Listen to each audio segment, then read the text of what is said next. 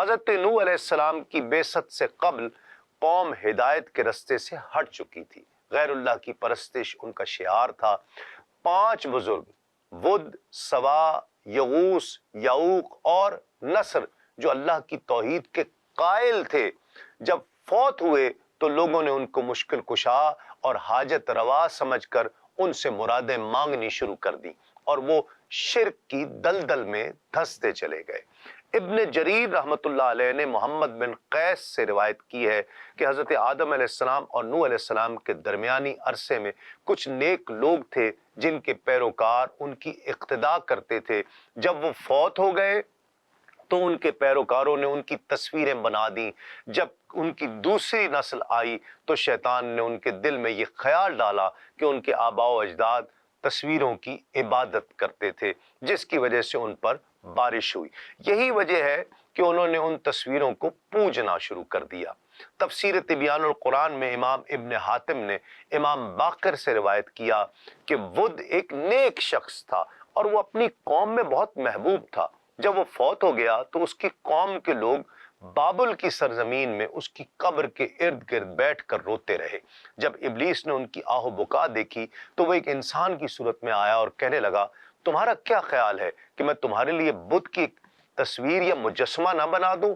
تم اپنی مجلس میں اس تصویر کو دیکھ کر اسے یاد کیا کرو۔ انہوں نے اس سے اتفاق کیا تو اس نے بت کی تصویر یا مجسمہ بنا دیا جس کو وہ اپنی مجلسوں میں رکھ کر اس کا ذکر کیا کرتے۔ جب ابلیس نے یہ منظر دیکھا تو کہا، میں تم میں سے ہر ایک کے گھر بت کا ایک مجسمہ بنا کر رکھ دوں تاکہ تم میں سے ہر شخص اپنے گھر میں بت کا ذکر کیا کرے۔ انہوں نے اس بات کو بھی مان لیا۔ پھر ہر گھر میں ود کا ایک بت بنا کر رکھ دیا گیا۔ پھر ان کی اولاد بھی یہی کچھ کرنے لگی۔ اس کے بعد ان کی جو بھی نسلیں آئیں وہ بھول گئیں کہ بدھ ایک انسان تھا، وہ اس کو خدا مان کر اس کی عبادت کرنے لگے۔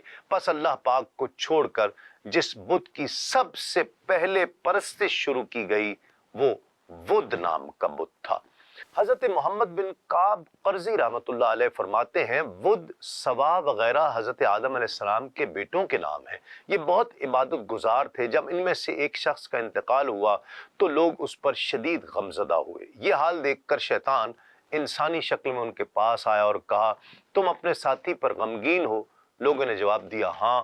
اس نے کہا، کیا میں تمہارے لیے اس جیسی تصویر بنا دوں جسے تم نماز پڑھتے وقت اپنے سامنے رکھ لینا اور جب تم اسے دیکھو تو وہ ساتھی تمہیں یاد آ جائے اور تمہارے دل کو سکون نصیب ہو؟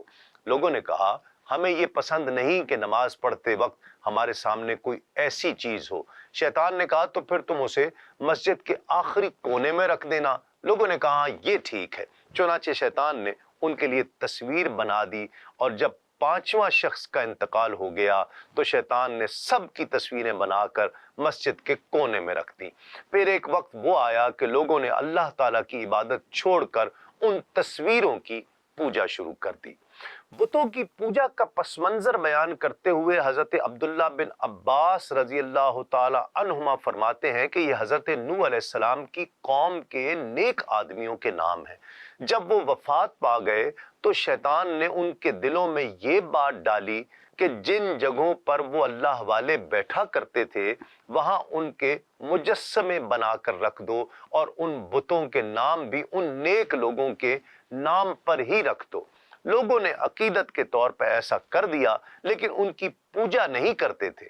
جب وہ لوگ دنیا سے چلے گئے اور علم بھی کم ہو گیا تو ان مجسموں کی پوجا ہونے لگ گئی۔ حضرت ادریس علیہ السلام کے آسمانوں پر اٹھائے جانے کے بعد رفتہ رفتہ بت پرستی کی وبا عام ہو گئی اور لوگوں نے دیگر بتوں کے ساتھ ساتھ ود، سوا، یغوث، یعوق اور نصر کے ناموں سے موسوم بتوں کی پوجا شروع کر دی۔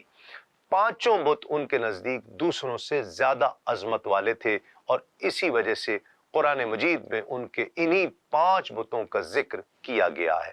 اللہ رب العزت نے سورۃ النوح میں ود کے ساتھ ساتھ باقی بتوں کے نام بھی ذکر کیے ہیں۔ ارشاد باری تعالیٰ ہے، وَقَالُوا لَا تَذَرُنَّ آلِهَتَكُمْ وَلَا تَذَرُنَّ وَدًّا وَلَا سُوَاعًا وَلَا يَغُوثَ وَيَعُوقَ وَنَسْرًا اور کہتے رہے کہ تم اپنے معبودوں کو مت چھوڑنا اور ود اور سوا اور یغوث اور یعوق اور نصر نامی بتوں کو بھی ہرگز نہ چھوڑنا۔ حضرت نوح علیہ السلام نے حکم الہی کی تعمیل میں قوم سے فرمایا، اے میری قوم، میں تمہیں اللہ رب العزت کے عذاب سے بہت واضح انداز میں خبردار کرنے اور ڈر سنانے والا ہوں، اور تمہیں کہتا ہوں کہ اللہ تعالیٰ کی وحدانیت کا اقرار کرو، شرک نہ کرو اور خدا کے غضب سے بچنے کے لیے اس کی نافرمانی سے دور رہو۔ اگر تم نے میرے احکام کی تعمیل کی اور میرے لائے ہوئے دین کی تصدیق کی تو اللہ رب العزت تمہارے گناہ بخش دے گا اور تمہیں عذاب سے محفوظ رکھے گا۔ قرآن مجید میں ہے، آپ علیہ السلام نے مشرکوں کو شرک سے باز رکھنے اور انہیں توحید پرستی کی دعوت میں دن رات ایک کر دیے۔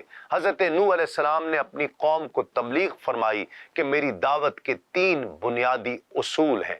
پہلا یہ کہ کفر و شرک چھوڑ دو، اللہ وحدہ لا شریک کی عبادت کرو اور اس سے تمہارے عقائد درست ہوں گے، توہمات اور وسوسوں سے تمہاری عقلیں آزاد ہوں گی، اور جب نور توحید چمکے گا تو تمہارا سینہ وادی ایمن بن جائے گا۔